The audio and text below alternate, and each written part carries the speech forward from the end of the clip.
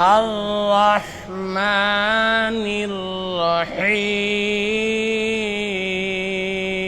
الرحيم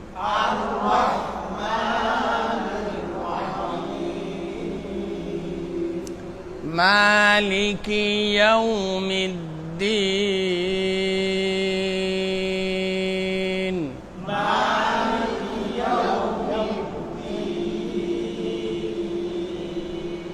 مالك يوم الدين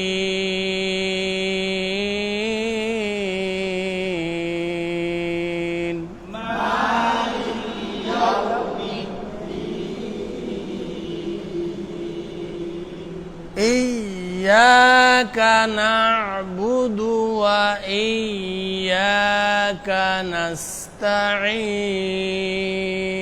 نستعين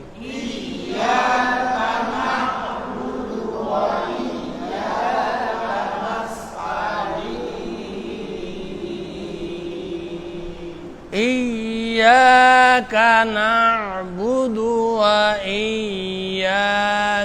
نستعين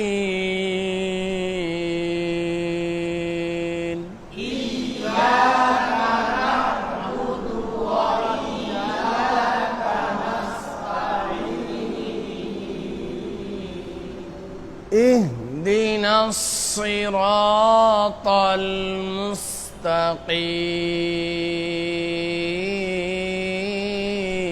المستقيم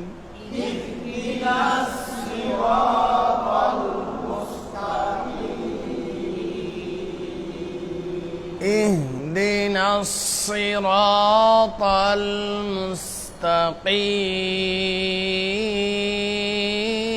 المستقيم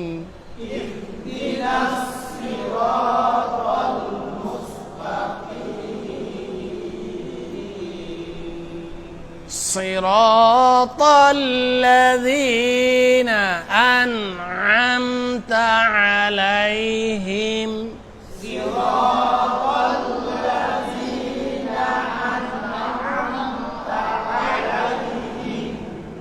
صراط الذين أنعمت عليهم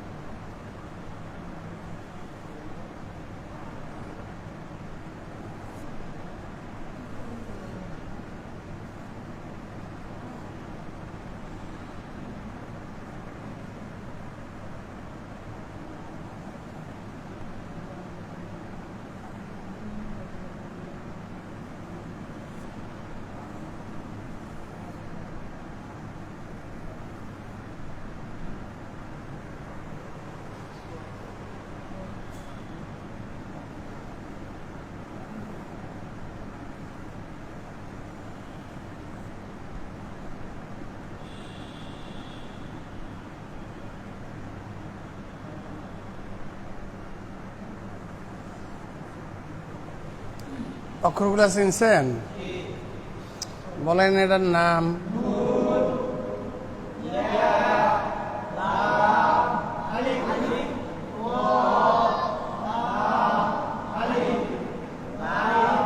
আলিফ।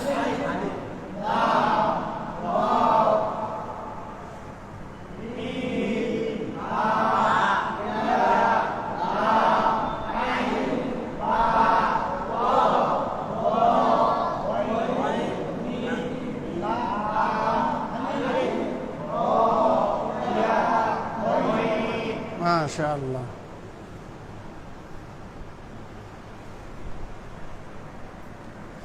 গয়নের উপরে জবর, ইয়ার উপরে জজম, গই গই। দেখেন একটা হলো গই,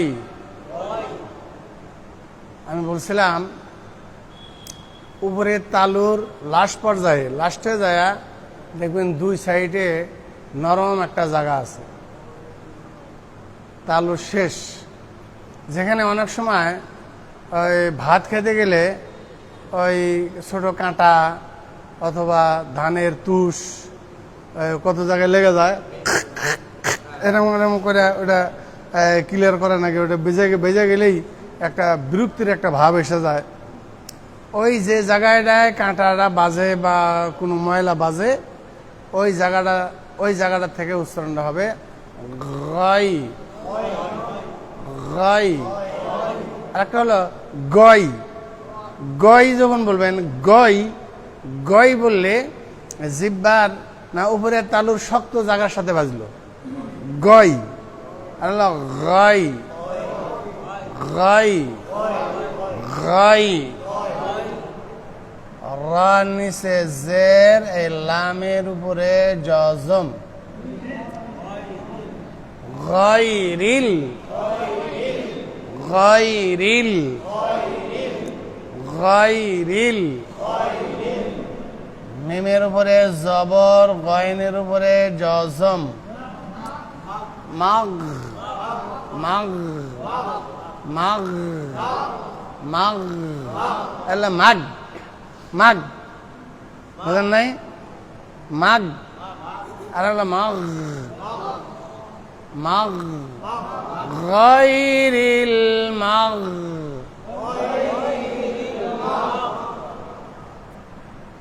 ওয়াদের উপরে পেশ, বুঝেন নাই? জিহ্বার গোড়ার কিনারা, জিহ্বার গোড়ার কিনারা উপরের মারি দাঁতের গোড়ার সঙ্গে ঘর্ষণ খাইয়া এই অক্ষরটা উচ্চারণ হবে ল লু লু লু। যদি বলেন জু তাহলে জাল হয়ে গেল, যদি বলেন দু তাহলে দাল হয়ে যাবে। গায়রিল মাগদুবি আলাইহিম ওয়ালাদ-দাল্লিন, আছে না এরকম এক গ্রুপ? হ্যাঁ, গায়রিল মাগদুবি, দুবি এটা স্পষ্ট দালের উচ্চারণ। হ্যাঁ লু, হ্যাঁ দের উপরে পেশ, হরকতের উচ্চারণ তাড়াতাড়ি না? পেশের বাম পাশে যজমালা ওয়াও হলে কি হবে? এক আলিফ টেনে পড়তে হবে। গায়রিল মাগদুব, গায়রিল মাগদুব। বা নিচে জের, গায়রিল মাগদুবি।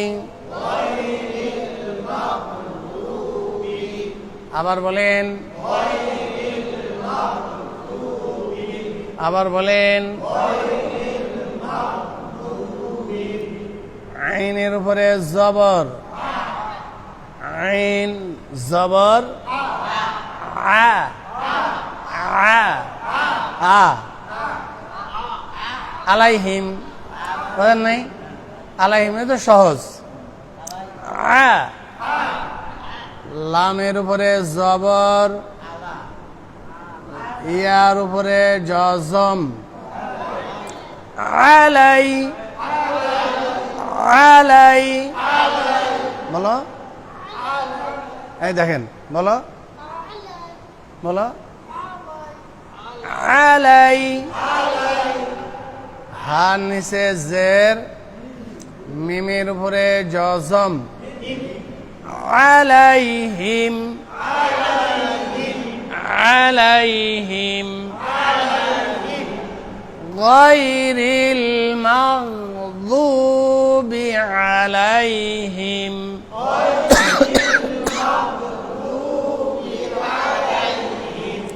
গায়রিল মাগযুবি আলাইহিম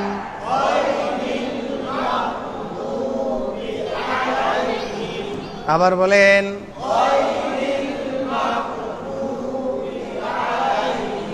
আবার বলেন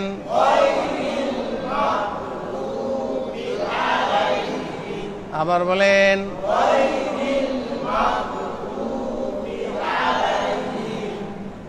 ওয়ার উপরে জবর ওয়া লামের উপরে জবর এখানে জবরের বাম পাশে খালি আলিফ দেখা যাচ্ছে তাই না এই খালি আলিফ আর একটা খালি আলিফ এই খালি লাম এগুলোর উপরে তিনটা অক্ষরের উপরে কিছু আছে ওয়াদের উপরে তাসদিদ তাহলে তাসদিদ আলা হরফ কার সাথে পড়বেন হ্যাঁ তিন নদী পার হইয়া তারপরে লামে ধরতে হবে হরকতালা অক্ষর যেটা আছে ওটার সাথে মিলাইয়া তাসদিদ আলা হরফ পড়তে হবে ওয়ালাদ ওয়ালাদ ওয়ালাদ দল না ওয়ালাদ দলিন পড়ছেন না ওয়ালাদ এই মাখরাজের কাছে নেন ওয়ালাদ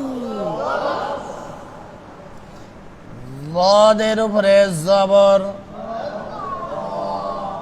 জবরের বাম পাশে খালি আলিফ ওয়ালাদ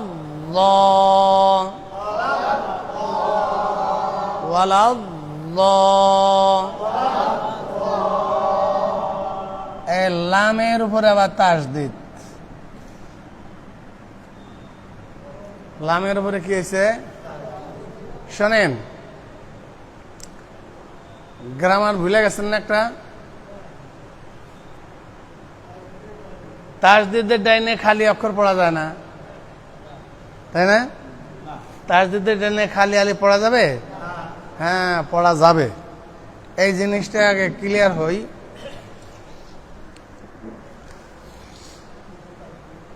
একই শব্দ এখানে 5টা অক্ষর আছে কয়টা অক্ষর এখানে প্রাণী ভাই বুঝতেছেন এখানে কয়টা অক্ষর এই 5 অক্ষরে একটা শব্দ 5 অক্ষরে একটা শব্দ এই শব্দের মাঝখানে মদের অক্ষর আছে ধরেন মদের অক্ষরের পরে যদি তাসদিদ আলা অক্ষর থাকে একই শব্দে মদের অক্ষরের পরে যদি তাসদিদ আলা অক্ষর থাকে তখন ওই মদের অক্ষরটাকে ওই মদের হরফটাকে 4 আলিফ টানিয়া পড়তে হয় একই শব্দের ভিতরে হইলে বুঝলেন না কথা একই শব্দের ভিতরে যদি হয় কি হয়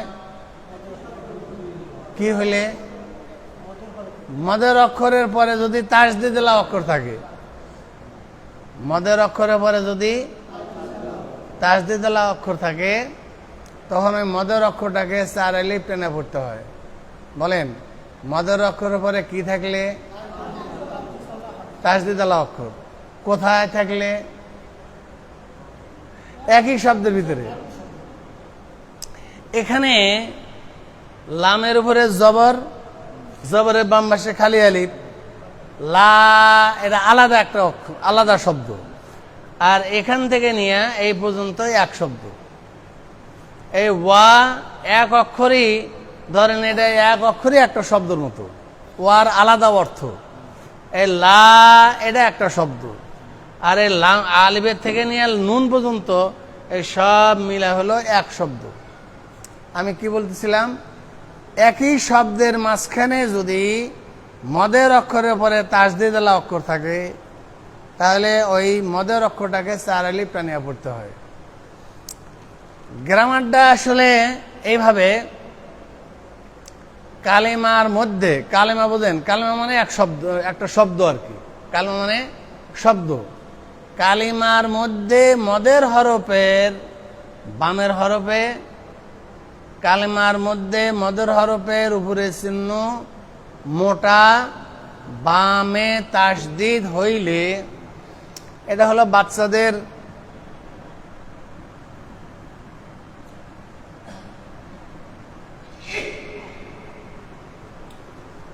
এই মদের হরফের উপরে কি হয়েছে, এটা মোটা চিহ্ন হয়েছে, বুঝেন নাই? মদের একই শব্দের ভিতরে কালেমার মধ্যে মদের হরফের উপরে চিহ্ন মোটা বামে তাসদিদ হইলে 4 আলিফ টানিয়া পড়িতে হয়। বলেন, কালেমার মধ্যে মদের হরফের উপরে চিহ্ন মোটা বামে তাসদিদ হইলে 4 আলিফ টানিয়া পড়িতে হয়।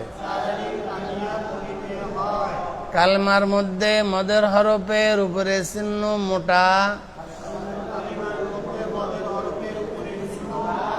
আবার বলেন,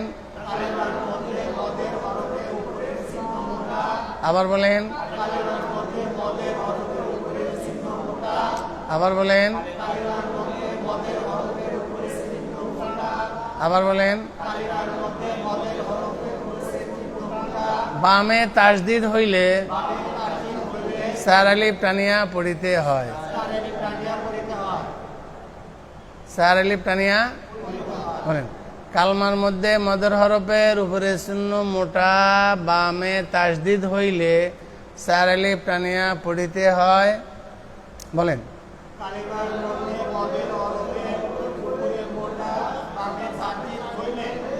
মদের হরফের উপরে চিহ্ন, মদের হরফের উপরে চিহ্ন মোটা বামে, হ্যাঁ হ্যাঁ বলেন, কি বলছি? কালেমার মধ্যে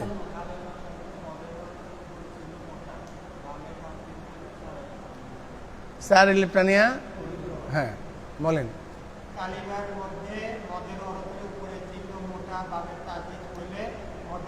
হ্যাঁ, মদের হরফ কোয়া লাগবে না, 4 আলিফ টানিয়া পড়িতে হয়। একে শোনেন, একে মধ্যে লাজেম কালমি মুসাক্কাল বলে, একে মধ্যে লাজেম কালমি মুসাক্কাল বলে। এই গ্রামারটার নাম হলো মধ্যে লাজিম কালমি মুসাক্কাল। মুসাক্কাল, মধ্যে লাজিম কালমি মুসাক্কাল। কালমার মধ্যে বলতে কি বুঝাছিলাম? একই শব্দ। কালমার মধ্যে মানে একই শব্দের ভিতরে। কালিমার মধ্যে মদের হরফের উপরে চিহ্ন মোটা বামে তাসদিদ হইলে 4 আলিফ টানিয়া পড়িতে হয়। ইহাকে মধ্যে লাজিম কালমি মুসাক্কাল বলে। হ্যাঁ, আপনার আগের কথাগুলা, এই নামটা ভুলে গেলেও সমস্যা নাই, কিন্তু গ্রামারটা মনে রাখতে হবে। কালিমার মধ্যে মদের হরফের উপরে,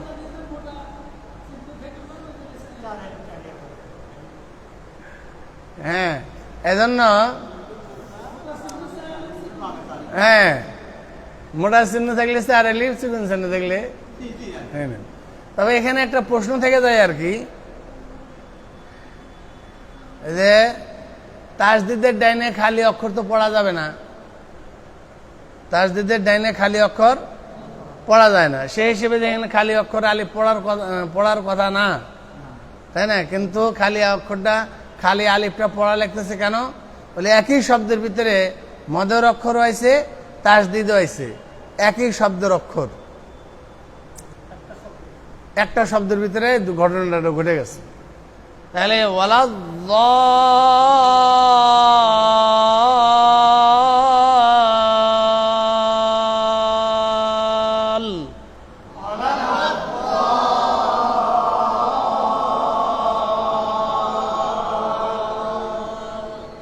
আবার বলেন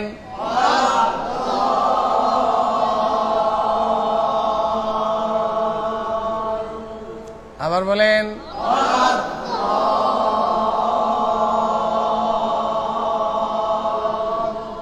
লাম শক্ত করে ধরে রাখা লাগবে। এরপরে লামের নিচে জের লি, লাম জের জেরের বাম পাশে জজম আলাইয়া মদের হরফ হইলে কি করতে হবে? এখন এক আলিফ টেনে পড়তে হবে। লি লি, নুনের উপরে জবর, ওয়ালা ضالين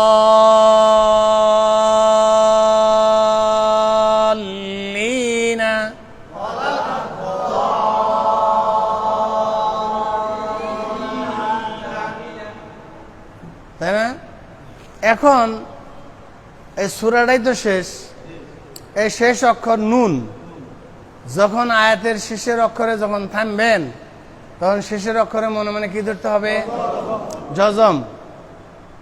নুনের উপরে জজম ধরলেন, শেষের অক্ষরের আগের অক্ষরটা যদি মদের অক্ষর হয়, মদের অক্ষর কয়ালে প্রেরণ করতে হবে। এখন এদিকে উল্টা দিকে বললাম, শেষের অক্ষরে মনে মনে জজম ধরে পড়লেন, শেষের অক্ষরের আগের অক্ষরটা যদি মদের হরফ হয় 3 আলিফ টানিয়া পড়তে হবে।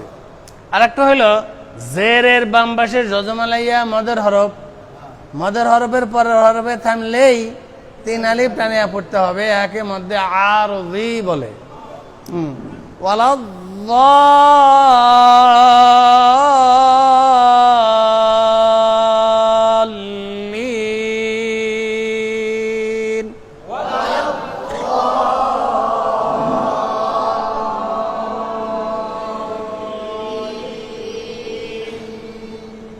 বলেন আবার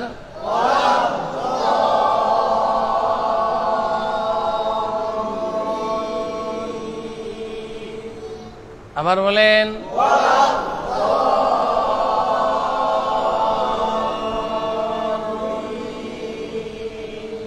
ছোট ভাই বলো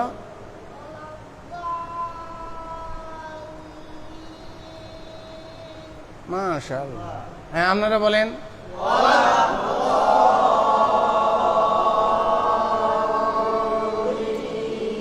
তাহলে আমরা খেয়াল করবো হলো ওয়ালা দ যাতে না হয়, ওয়ালা দ মানে জ্বর মতো, ওয়ালা দ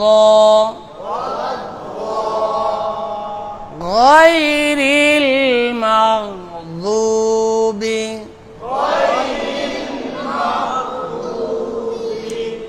আলাইহিম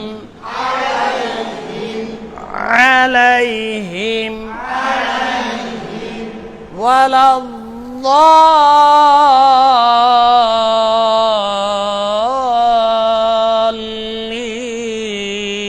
ضالين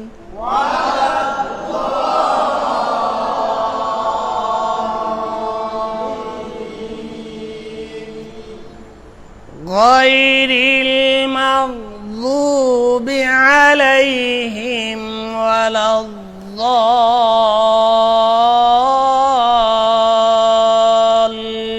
الضالين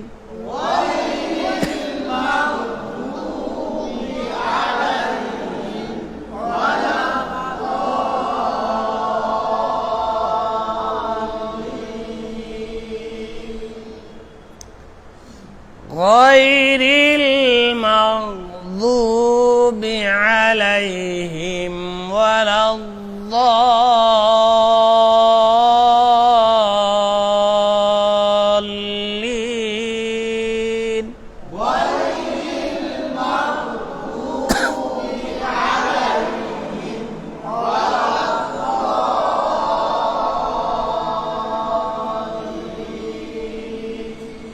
বলেন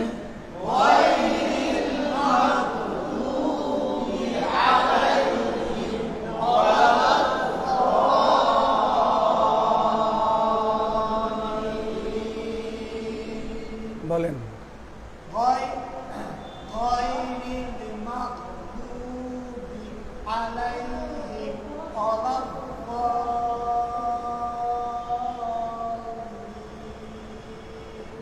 বলেন।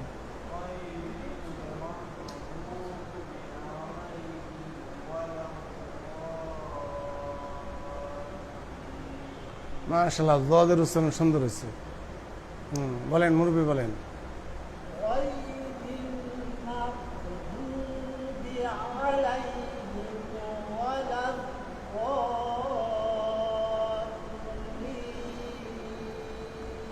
মাশাআল্লাহ। শোনেন, অনেক জায়গায় দীর্ঘদিন ধরে নামাজ পড়াচ্ছে ইমাম সাহেব, সূরা ফাতিহা গায়রিল মাগদুবি আলাইহিম ওয়ালাদ-দাল্লিন, দেখেন মাগদুবি দু, দেখেন দাল অফেস দু, যদ অফেস দু, মাগদুবি আর দল্লিন। হ্যাঁ, সারা শরীরে ক্ষত মলম লাগাইবেন কত, আমাদের এই অবস্থা। আসলে সূরা ফাতিহাটা উম্মুল কুরআন বলা হয়। মুফাসসিরিনে কেরাম এমনও বলছেন, পুরা কোরআন শরীফের ভিতরে যা কিছু আছে, যদি সূরা ফাতিহাটা ব্যাখ্যা বিশ্লেষণ করা যায়, এর তাফসীর করা যায় পুরাপুরিভাবে, তাহলে পুরা কোরআন শরীফ এসে যাবে এর ভিতরে।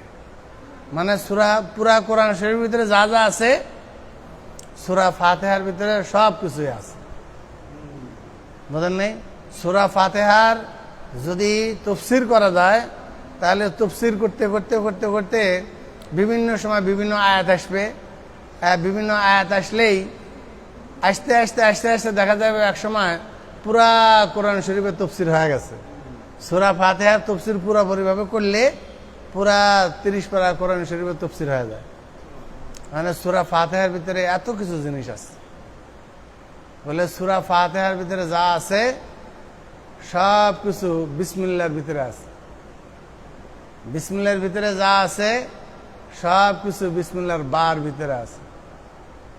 এটা যাদের এলেমের দৌড় যেরকম, তাদের ব্যাখ্যা বিশ্লেষণ হয় এরকম। বুঝেন নাই? এই ব্যাখ্যা করতে করতে করতে করতে বিসমিল্লাহর বারটা কেন, এই বার মানে কি, এই বার ভিতরে কি আছে, তখন এই ব্যাখ্যা শুরু হইলো। শুরু হইতে হইতে পুরা বিসমিল্লাহর ব্যাখ্যার ভিতরে এসে যাবে। আবার বিসমিল্লাহর ব্যাখ্যা করতে করতে করতে করতে সূরা ফাতিহার ব্যাখ্যা এসে যাবে। সূরা ফাতিহার ব্যাখ্যা করতে করতে তাফসীর করতে করতে পুরা 30 পারা কোরআন শরীফ এসে যাবে। এজন্য আমাদের প্রত্যেকটা নামাজের এমন কোনো রাকাত নাই, ফরজ কোন, ওয়াজিব কোন, সুন্নত কোন, মুস্তাহাব কোন, এমন কোনো রাকাত নাই যে রাকাতের ভিতরে সূরা ফাতিহা ছাড়া নামাজ হচ্ছে, তাই না? তো এই সূরা ফাতিহাটা বেশি বেশি মস্ক করা দরকার। আমি ডেলি ক্লাসের শুরুতে সূরা ফাতিহাটা আলাদাভাবে মস্ক করাবো ইনশাআল্লাহ। এমনি মোটামুটি ভাবে আপনারা একটু মাঝে মাঝে প্রশ্ন করলে, হুজুর এটা কি হবে, এটা কি হবে, এটার প্রশ্ন করলে আমার বেশি ভালো লাগবে। আর আপনাদের লাভটা কি হবে, প্রশ্ন করলে দেখা যাবে যে উনি না বুঝে প্রশ্ন করছেন, একটা জিনিস বোঝেন নাই, বা আপনি একটা জিনিস বোঝেন নাই প্রশ্ন করছেন। এই প্রশ্নটা যেমন আপনার মাথার ভিতরে আছে, এই প্রশ্ন নিয়েই চলে গেলেন, কারো ফায়দা হইল না। এই প্রশ্নটা আপনার ভিতরে যেমন আছে আমার কাছে প্রকাশ করলেন, ওনার ভিতরে এই প্রশ্নটা ছিল, কিন্তু আপনি প্রশ্ন করাতে আমি যখন জবাব দেবো তখন আপনারও ক্লিয়ার হয়ে গেল, ওনারও ক্লিয়ার হয়ে গেল। আপনারা কোনো জিনিস প্যাচ নিয়ে, কোনো মানে অপূর্ণতা নিয়ে এখান থেকে উঠবেন না। আমাকে প্রশ্ন করে এটা হল করে একবারে ক্লিয়ার না হওয়া পর্যন্ত আপনারা আগে আমাকে যেতে দিবেন না। এটা হলো আপনাদের কাছে একটা অনুরোধ। অনেক আছে যে প্রশ্ন করলেই ওস্তাদে বিরক্ত হয়ে যায়, বুঝেন নাই? প্রশ্ন করলে যদি ওস্তাদ বিরক্ত হয়ে যায় তাহলে ছাত্র তো সব কিছু জানতে পারবে না। এজন্য আপনারা প্রশ্ন করবেন, যেটা বুঝে না সেটা প্রশ্ন করবেন। হ্যাঁ, যে বেগে পড়ে, হ্যাঁ হ্যাঁ হ্যাঁ, এখন টান টুনের ভিতরে যেমন ধরেন ওয়ালাদ্দাল্লিন, তাহলে য হলো 4 আলিফ, লিন হলো 3 আলিফ, কম পক্ষে 1 আলিফ টান থাকতেই হবে। বুঝলেন না? কম পক্ষে 1 আলিফের টান থাকতেই হবে। এখানে 4 আলিফের জায়গায় 1 আলিফ করলেন, 3 আলিফের জায়গায় 1 আলিফ করলেন। এমনি মধ্যে লাজিম, লাজিম শব্দের অর্থ হলো, আর এক অর্থ হলো ওয়াজিব। কোনো কোনো কারি সাহেবের নিকটে টানতেই হবে। আমাদের ইমাম হাফস রহমতুল্লাহ আলাইহির নিকটে কম পক্ষে কোরআন শরীফ তেলাওয়াত করারও 3টা ধাপ আছে। কয়টা ধাপ আছে ভাই? একটা হলো হদর, একটা ধাপের নাম হলো কি হদর। এমনি ইমাম সাহেবরা নামাজের ভিতরে যে কেরাত পড়ে, নামাজের ভিতরে মাগরিবের নামাজ, এশার নামাজের সময় যে মাপের কেরাতরা পড়ে, এটাকে বলা হয় হদর। বুঝেন নাই? কমপক্ষে 1 আলিফ টানতেই হবে। 4 আলিফের জায়গায় কমপক্ষে 1 আলিফ টানতে হবে। আর একটা হলো তারতিল। বুঝেন নাই? তারতিল পুরাপুরি ভাবে যেখানে যতটুক টান আছে, গুন্না আছে, অক্ষরের উচ্চারণ সব কিছু একবারে পরিপূর্ণভাবে 4 আলিফের জায়গায় 4 আলিফই টানতে হবে, 3 আলিফের জায়গায় 3 আলিফই টানতে হবে। যেমন ওই বড় বড় কারি সাহেবরা যখন কেরাত পরিবেশন করেন, কেরাত পড়েন, তেলাওয়াত যখন করেন, তখন দেখেন না একবারে আমাদের কারি ওবায়দুল্লাহ সাহেব তো রহমতুল্লাহ আলাই কত সুন্দর কেরাত, একেবারে মনে হয় যে জান বাইরে হয়ে যাচ্ছে, এত কষ্ট করছে উনি, খুব কষ্ট করে পড়ছেন। বুঝলেন নাই? فبأي آلاء,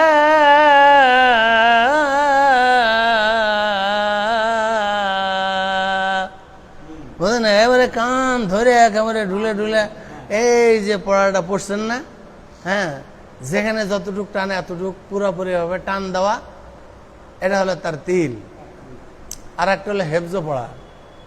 এর ভিতরেও ওই হদর পড়ার চেয়ে আর একটু সংক্ষেপ করবে, হদর পড়ার চেয়ে আর একটু সংক্ষেপ করবে। তার মানে 1 আলিফের নিচে টানা যাবে না, 1 আলিফ টানতেই হবে। বুঝলেন নেই? এটা তাড়াতাড়ি পড়লো। আপনারা তো শুধুই যে জামি মসজিদে আপনারা তারাবি নামাজ পড়েন এরকম না, বিভিন্ন মসজিদে তারাবি নামাজ পড়েন না। আমাদের জামি মসজিদের এই হাবেজ সাহেবরা যে তারাবি নামাজ পড়ায়, তখন আপনাদের কি মনে হয় এনারা কি বেশি দৌড়ায়? হ্যাঁ, এনারা কি বেশি দৌড়ায়? হ্যাঁ, একবারে পুরোপুরি ভাবে খুব সুন্দর ভাবে তেলাওয়াত করতেছেন। হ্যাঁ, এই জন্য তো বললাম, আমি তো টানের মাপ বললাম। বুঝেন নাই? একটা জিনিস হলো এখানে 4 আলিফ, হুজুর 4 আলিফ টানতে তো দবা শেষ বলে না, আপনি 1 আলিফে টানতে পারবেন, কমপক্ষে 1 আলিফ টানা যাবে। যেমন ধরেন লিন,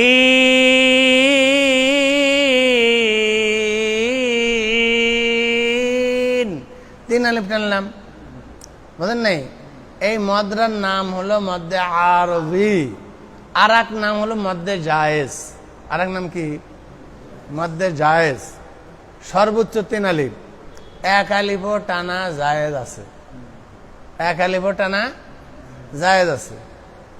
তাহলে পুরাপুরি ভাবে টানার মাপ কি? 3 আলিফ। আপনি নামাজের ভিতরে যখন পড়বেন তখন আপনি 1 আলিফ টানবেন। বুঝেন নাই? 1 আলিফেও জায়েজ আছে, এর নাম হলো মদ্দে জায়েজ।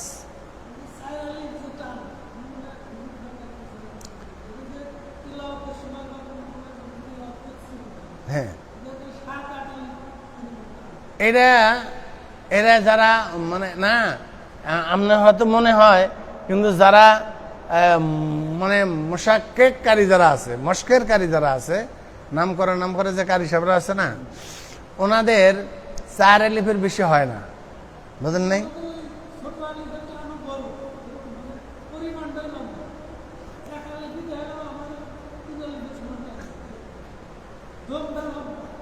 হ্যাঁ, না দম লম্বা হলেও এমন অবশ্য কোনো কোনো কারি সাহেবের নিকটে এই যে মদ্দে লাজিম মদ্দে লাজিমের মদ হলো 4 প্রকার, তার এক প্রকার আপনাদের শিখাচ্ছি। তবে একটা জিনিস হলো, আপনারা কি দেখেছেন তানবিন চার আলিফ মোটা চিহ্ন দেখে, এটা কানা মানুষের লাঠি, বুঝলেন না? কানা মানুষের লাঠি বলে এখানে এত টান লেখা বলে মোটা চিহ্ন আছে যে, বুঝলেন নাই?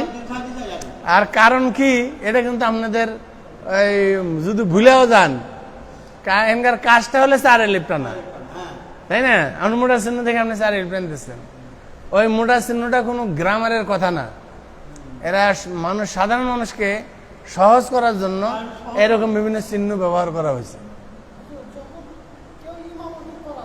হ্যাঁ,